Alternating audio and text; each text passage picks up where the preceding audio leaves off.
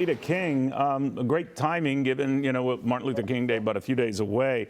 Alevda, what do you think your uncle, what do you think your dad would do with a situation like this? You got a whole lot of migrants and you got a whole lot of angry citizens who feel that they're getting preferential treatment and help during a storm that they are not.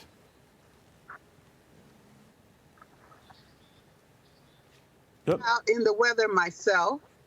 And here I am. I don't know if you can see me, but I'm caught in the weather myself here in Atlanta. I'm thinking about Chicago. And my uncle went to Chicago, and he said it was a very difficult city to reach humanity, to have humanity respond to fear not or come together. And a situation like they're having right now in Chicago with the weather and trying to put 300 people on buses that don't have real heat or bathrooms. How did America come to this state? My uncle wrote about a check with insufficient funds. He spoke about that in his I Have a Dream speech.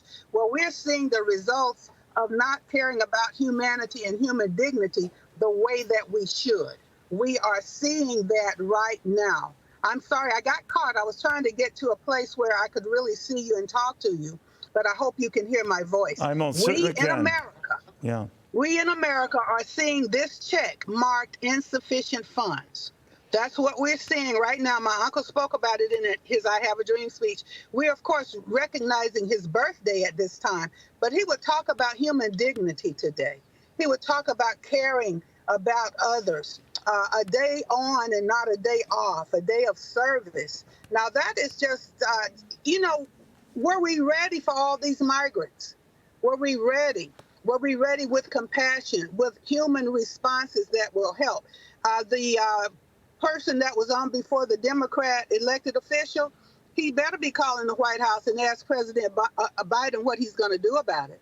Alevda, but on that's the problem, right? I mean, this is an issue that has been thrust upon border states like Texas and Arizona. They get overwhelmed and they need some help, and they send migrants to points north, like what's going on in Chicago and New York and all these other so-called sanctuary cities and states.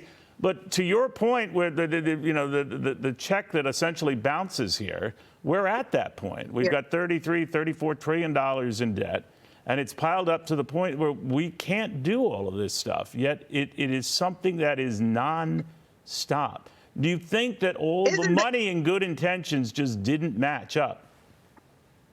Isn't there something that says take care of home first? When peripherals collide, convergence is imminent. If it's positive, that's a good thing. But when it rains, it pours, or in Chicago, when it snows, it really snows. We're not ready. And so those of us that can do anything, I'm calling on the people in Chicago, the pastors, the community servants, the people that care still about human dignity, do whatever you can. But yeah, call President Biden and tell him to go over there and help them.